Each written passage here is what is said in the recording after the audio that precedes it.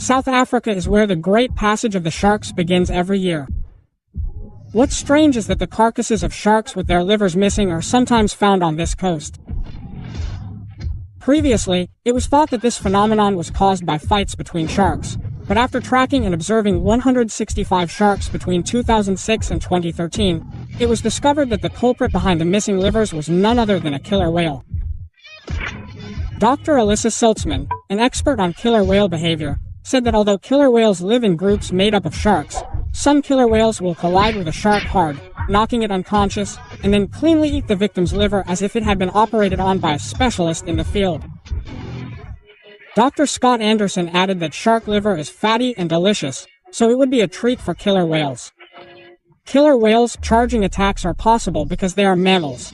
As you can see from this photo, the density of orcas is so high that it cannot be compared to that of cartilaginous sharks, so they were able to inflict powerful damage on whales with a similar body size. In this way, killer whales are worthy of the name killer whales, as they are the strongest predators in the sea, hunting not only whales but also sea lions and even sea lions.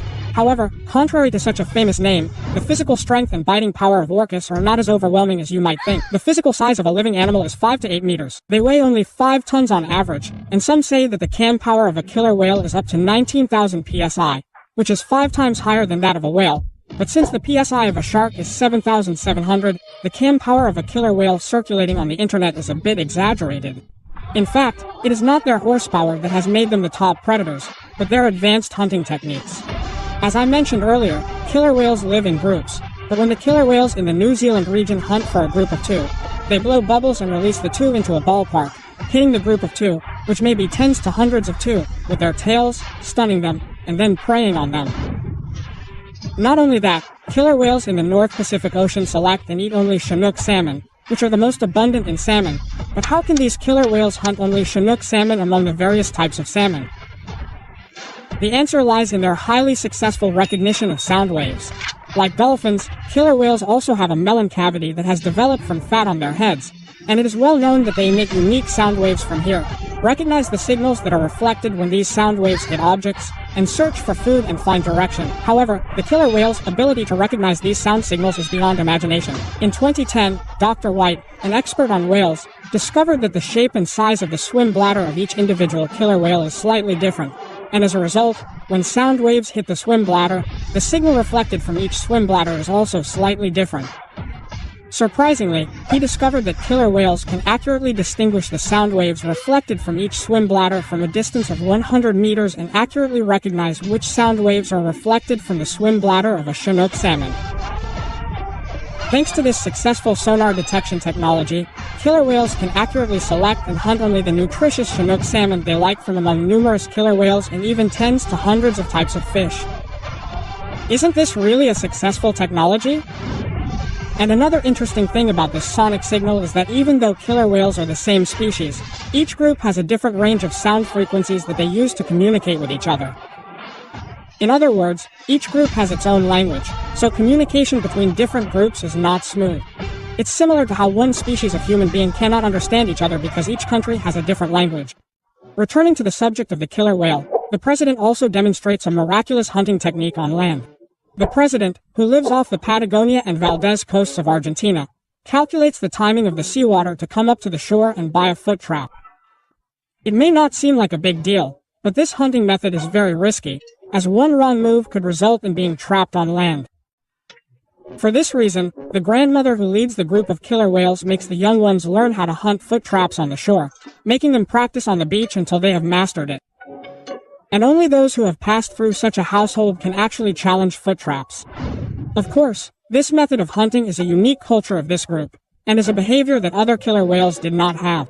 In this way, the role of the grandmother killer whale is important in a group of killer whales that is composed of a matriarchal society. In particular, the female killer whales are different from the females of other mammals. It is said that even after they have a mate at around 40 years old, they can live for another 40 years. The only animals that live for more than 40 years in this way are humans, small lagondos, and killer whales. This shows how important the grandmother orcas, who have the know-how to survive, are in the group. In 2015, animal behaviorist Dr. Lauren Brennan said that the grandmothers know the location of their main food, the reptiles, better than anyone else and hold a group head ceremony when hunting the reptiles. He said that the role of the grandmothers becomes more important than that of the young females, especially when the number of reptiles decreases. Doesn't this sound like a human society that passes on culture and knowledge? In fact, the reason why this is not completely wrong is because the level of intelligence and cognitive ability of orcas is truly amazing. Hello,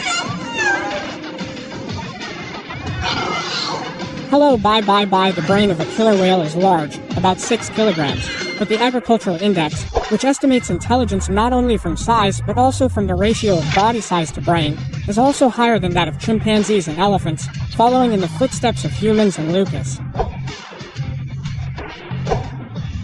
In 2004, Dr. Lori Marie, who studies whales, discovered that the cortex of the whale's body is wrinkled like a human's, and that the wrinkles are finer and more densely distributed than those of humans or dolphins. He also discovered that whales have a highly developed anti-transformation system that memorizes and explores space. By the way, what surprised Dr. Lori Marie the most was the scalp chamber inside the cortex of the whale. This part is responsible for various functions related to emotions such as synchrony, empathy, and self-awareness. Because the cortex of the whale is developed, it is not only possible for them to communicate and exchange emotions with their group mates. They are also able to exchange emotions with their trainers, and they play with food for fun. Also, as you can see from the video of the mirror test, orcas can recognize their own reflection in the mirror, and they even play pranks by creating air bubbles while looking at the mirror. When you see things like this, I think the friendship between the whale and the boy seen in the movie Free Willy is quite possible in real life. And it seems that the pain felt by the whales once trapped in the aquarium is more objective and clear. Science is a window to see the world. That's all for Science Dream. Thank you for watching. You are now looking at the animal with the largest brain on Earth. It is the mako whale. The brain of a living mako whale weighs about 7.8 kilograms, which is more than 5 times larger than a human brain and is larger than the brain of the white whale, which has the largest body. However, this huge whole body is not the brain, but the majority of the head is made up of tissue called garo and a period called meloni, which amplifies sound waves. In particular, this vomit has a volume of 1900 L, and at one time it was considered the true liquid of the mako light whale, so the light whale was given the name sperm whale. Garo is a type of wax and was used as a raw material for roses, soap, and cosmetics from the 19th century to the late 20th century. For this reason, mako whales in the past were also the main target of the Walker line. But why do the little whales have such large vomit? In 1970, Clark Marco, a leading whale researcher, argued that if the little whale were to dive to a depth of 2,200 meters and survive by hunting, this huge vomit would probably have been useful as a weight when diving. The deeper it goes under the sea, the lower the water temperature becomes, and as the vomit gradually hardens, it acts as a weight and helps it sink, and conversely, when it engages in hunting activities in the deep sea, heat is generated inside the body, which naturally melts the vomit and allows it to float to the top. It acts as a decoy. But wait a moment. Have you ever wondered how little whales can dive so deep for such long periods of time despite being mammals? In fact, little whales are one of the deepest diving marine mammals, along with the southern azarashi and the red whale, and are said to dive for up to nearly 90 minutes. It is the high concentration of myoglobin that makes this possible. The hemoglobin per gram of muscle in the luminous whale is about twice as much as humans, but the myoglobin, which has a higher oxygen concentration, is 10 times higher than humans and 35 times higher than pigs. Aren't these really amazing numbers? Now, going back to the main topic, there is a theory that another reason why the luminous whale has a large larva is that it helps it search for prey in the deep sea. The main prey of the luminous whale is the large sea lion, octopus, and other creatures that live in the deep sea. In fact, the carcasses of large sea lions are often found in their stomachs. However, since there is little prey in the deep sea, they need to be able to generate more effective sound waves to search for them, and the larva and the melons underneath it play that role. When the luminous whale makes a clicking sound like this with its lips, the sound travels through a huge vomit to the back of its head and is reflected again, at a speed of 2,684 meters per second, which is twice as fast as a dolphin. The reflected sound waves are amplified again through the melon, and when they hit the prey in return, the whale can determine its approximate location. While dolphins and squirrels can recognize objects from about 110 to 150 meters away, the baby whale can recognize objects from 300 to 500 meters away. The baby whale's sonic detection technology is among the best among whales. In particular, the baby whale is known to generate ultrasound of 230 dB when searching for prey, which is extremely strong compared to the noise of an airplane taking off, which is 100 dB, and the sound generated by a jet plane, which is 150 dB. For this reason, there has been a hypothesis that the baby whale stuns its prey with ultrasound, but this has not yet been clearly verified. In 2016, an unusual claim was made. Dr. Olga, a biologist at Nash University in Australia, claimed that the increase in the performance of the baby whale was due to competition between the whales. She said that males of the baby whale are about 3 times heavier than females, and that this is a species with a large gender gap, which is evidence of fierce competition between males for reproduction. When competing, males bump their heads together, causing them to form a vertebrae, and she hypothesized that this caused selective pressure to grow not only their heads but also their genitals, which act as cushions. By the way, since we mentioned baby whales searching for food earlier, how do they hunt their prey? Since baby whales are white, you might think that they add food to their food, but if you look at a photo of a baby whale's jaw, you will notice something strange. That's right. It's that their teeth are only present in the lower jaw. In other words, their teeth are not shaped enough to tear their prey into pieces like killer whales. So when they hunt, baby whales almost always open their mouths wide and swallow the prey as it is, or they use their lower jaw to draw soil on the seabed and eat any creatures that jump out of the soil. Due to such provisional revisions, the mako kujiro often dies after getting wrapped around undersea cables when diving to the bottom of the ocean. And what is even more interesting than this is the hypothesis that in addition to searching for food using ultrasound, the mako kujiro also eats by blowing prey towards them. In 2002, Dr. Richard from the Utz-Hole Oceanographic Laboratory claimed that the teeth and mouth of the mako kujiro are inhabited by bacteria that act as a lure for the Dio Ishida in the deep sea. And another interesting thing here is that the dragon's light is created in the town of the mako kujiro thanks to swallowing the Dio Ishida. The large, hard mouth of the sun kujiro spits out almost everything that is not digested, but what is taken into the body with a very small probability is mixed with the single weight secreted by the intestines and excreted after a long digestive process.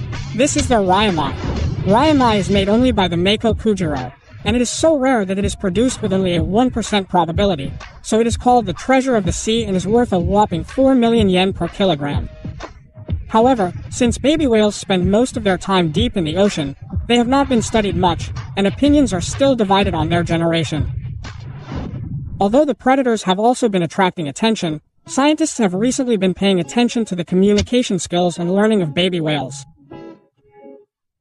As mentioned earlier, baby whales use ultrasound to search for food, identify each other, learn, and communicate, but like other whales, baby whales also use different signals for different groups of the same species. This is similar to how one species of human being has different languages for different countries. What is noteworthy here is that even though baby whale groups have different languages, they are able to learn and transmit culture between groups. In 2021, Professor Haru Whitehead, who specializes in baby whales at Lahousie University in Canada, gave the hog whale industry as a typical example. Baby whales have almost no natural enemies, but sometimes killer whales target baby whales. At this time, the baby whales form a flower pattern called a daisy formation to surround and protect the baby. When the killer whales approach, the whales swing their powerful tails to drive them away. This was also done when human hunters appeared. In the early whaling industry from the 18th to 19th islands, whales were chased by boats, throwing and hitting whales, but the whale's Margaret Formation is actually a great opportunity for the whales. It was easy to hunt whales because the whales gathered in groups and formed a system without chasing them. However, Professor Whitehead said that a surprising change occurred after that. Within a few years of the start of the hunt, the success rate of whale hunting in the North Pacific dropped to nearly 58%. If the forests were no longer useful, what on earth was the cause? It was because the whales learned.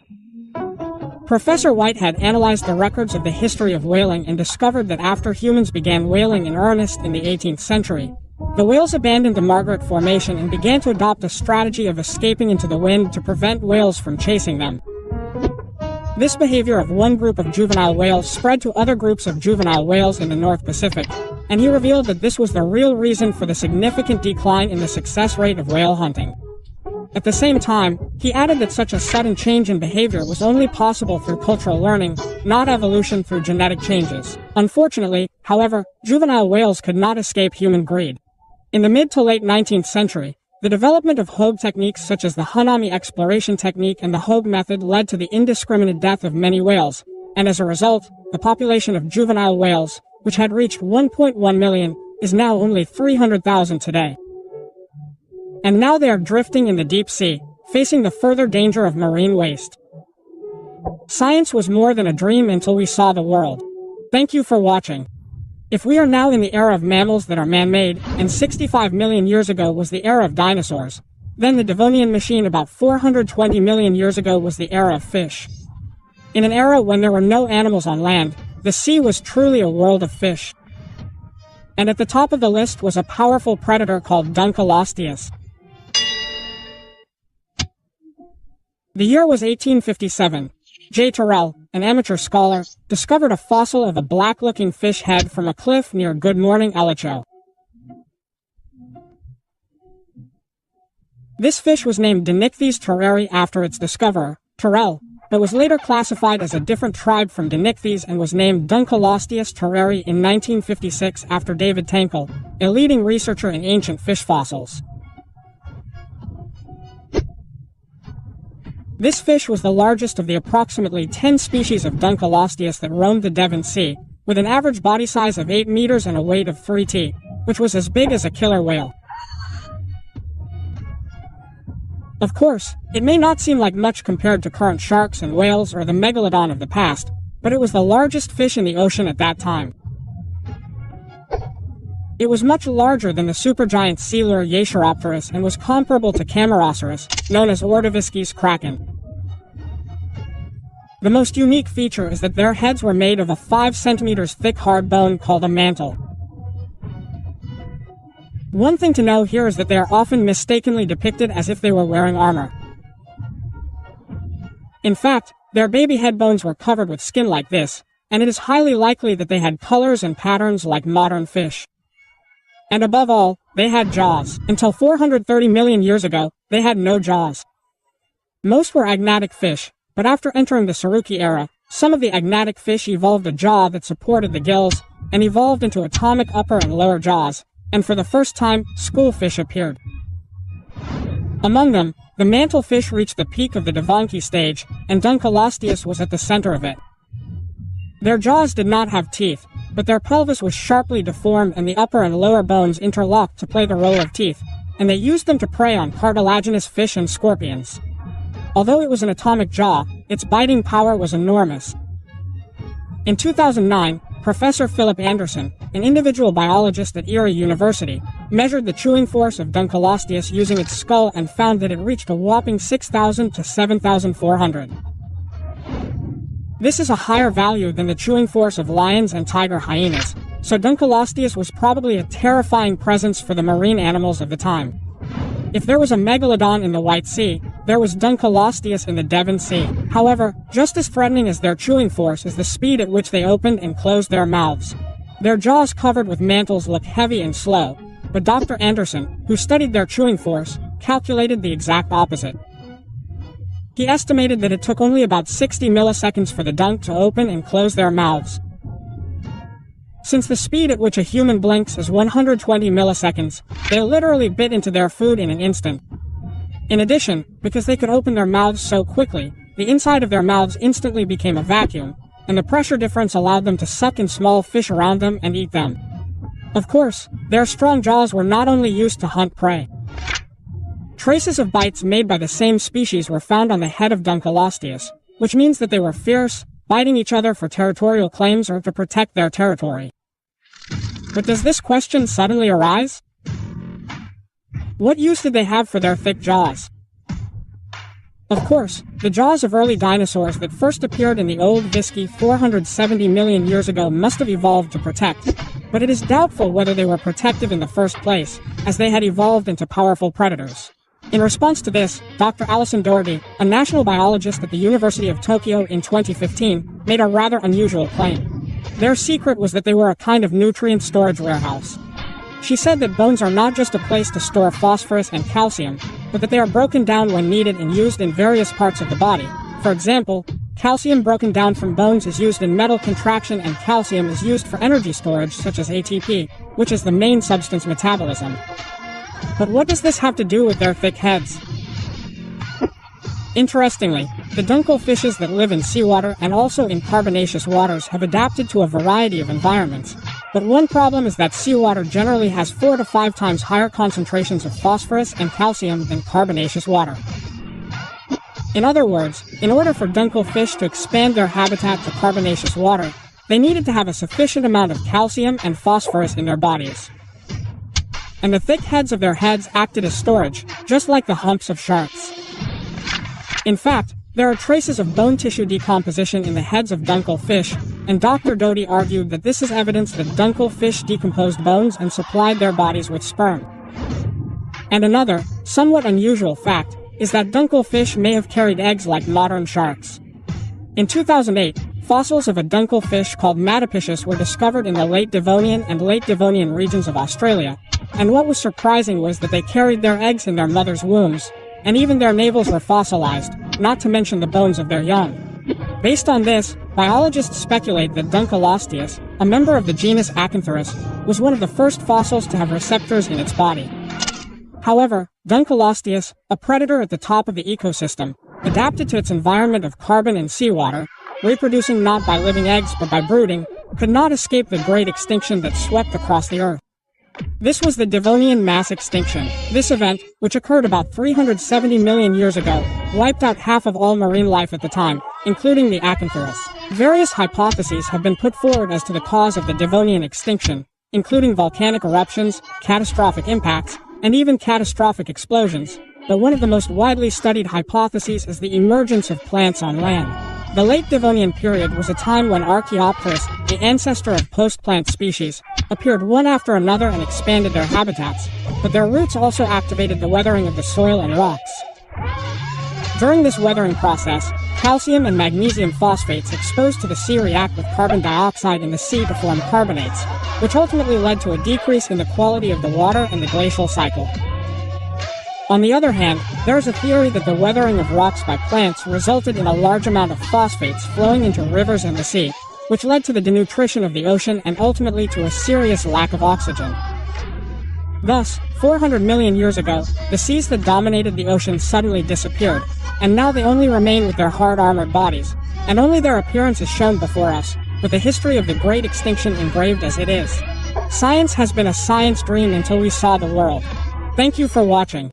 There is probably no one who doesn't know about the mambo.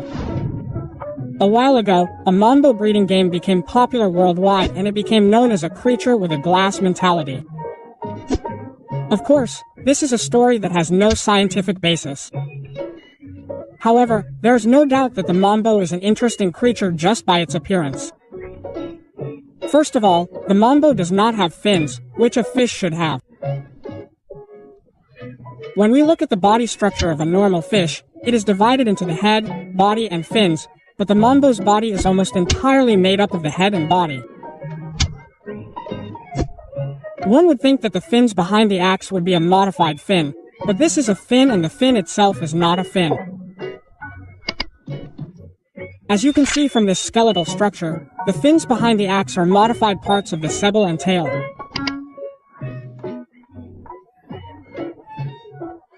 As you can see, the dorsal fin and fins of the mambo are much larger than those of normal fish, which allows the mambo to move forward and balance left and right using these two fins even without a fin. It looks like a penguin rotated 90 degrees. The shape and position of the fins of the mambo make it look quite unnecessary, but that doesn't mean it's a slow swimmer. The fins can swim at an average speed of 2.2 kilometers per hour, so it can't be said to be that slow compared to its weight. Another strange thing about the fins is that the mambo doesn't have a swim bladder. So how does the mambo get its strength? The answer lies in the non-subcutaneous tissue of the sacrum. Dr. Sawai Arrow, a mambo expert and author of The Secrets of the Mambo, revealed that the non-functional tissues of the mambo are extremely hot compared to other fish, and that the mambo uses this to gain strength in the water. In fact, in his book, Dr. Sawai mentioned that when he dissected the bones, muscles, fins, liver, digestive tract, and non-functional tissues of the mambo and placed them in a tank of seawater, only the liver and non-functional tissues in the gelatin chambers floated in the water, and added that since the mambo's liver is relatively small, most of the strength comes from the non-functional tissues. Another thing that should not be forgotten about mambo is their huge body. There are 3 well-known types of mambo: the cow mambo, and the hidden mambo. These mambo belong to the pufferfish, mambo, and mambo tribes, and all are characterized by their large size. Most are over 2 meters long, with the largest reaching 3.3 meters. Many weigh over 2 t, making them the largest and heaviest of all bony fish. It's amazing that they can grow to be so large when they are born, even though they are only a few millimeters in size. Of course, there are small ones too. In addition to the mabu family, there are the yarabu family and the kusabafugu family, of which the kusafugu is a small man with a maximum size of only 1 meter. By the way, there's something a little strange here. That is the fact that the mambo belongs to the pufferfish family. In other words, it is close to the pufferfish that we are familiar with. In fact, both have opposite primates, and it can be said that they are similar morphologically in that they have small gill holes. In fact, it is estimated that the mambo branched off from the hazenbo family about 80 million years ago, but Dr. Sawai pointed out in his book that if you slightly modify the shape of the hazenbo, it will become the shape of the mambo, and said that it is highly likely that the two have a common ancestor. And some scientists believe that while pufferfish evolved in the direction of having to protect themselves from predators, the mambo evolved in the direction of becoming larger. However, since no fossils of the intermediate stages that follow these have yet been discovered, it is not completely accepted as a reconnaissance. In this way, the mambo is a fish that is shrouded in mystery in many ways, even as a second generation. Furthermore, one of the strange behaviors of the mambo is that it sometimes rises to the surface of the water and floats gently as if it is basking in the sunlight. This is the very reason why mambos are called ocean sunfish in English. Why do they behave like this? In 2012, Dr. Taku Abe, a biologist at Minamisanriku Nature Center, published a paper stating that this behavior of mambos is to remove parasites. Mambos often have parasites called penula on their bodies, and Dr. Abe observed a school of core eaters approaching when the mambo was floating on the surface of the ocean. After this, as shown in the photo, it was confirmed that the core eaters took the parasites from the mambo's body and ate them. In other words, they were forming a forced relationship. Another interesting thing is that mambos are often seen jumping on the water surface like mullets, and some people believe that this behavior is also to remove parasites.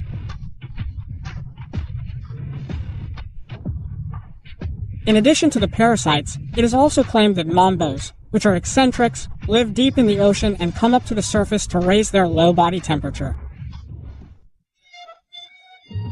Also, one of the 5 stories about mambos is that they lay a whopping 300 million eggs, of which only 1 or 2 survive, but this fact has never been confirmed. The idea of producing 300 million eggs began in a 1921 article published in Nature by biologist Johannes Sutton. In it, he wrote that he had found more than 300 million immature prokaryotic cells in a male mambo. Although the meaning of 300 million cells and the meaning of producing 300 million eggs are completely different, this description has been misinterpreted until now. In reality, it is still unknown how many eggs mambos produce in the wild, or what the survival rate of the young fish is. The mambo is so famous, but so mysterious as well. Perhaps these mysterious secrets make the mambo even more fascinating. Our education is a window to the world. That's all for Science Dream. Thank you for watching.